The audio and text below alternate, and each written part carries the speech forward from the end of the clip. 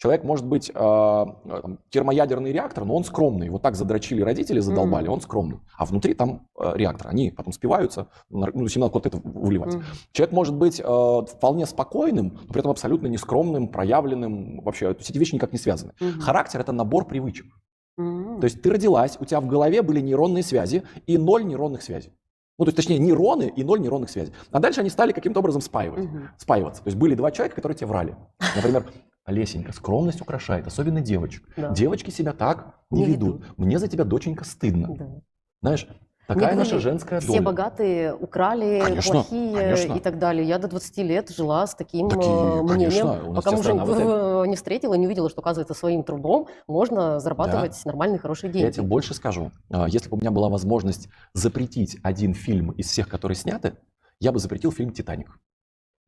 Это один из самых вредных фильмов для мозгов неокрепших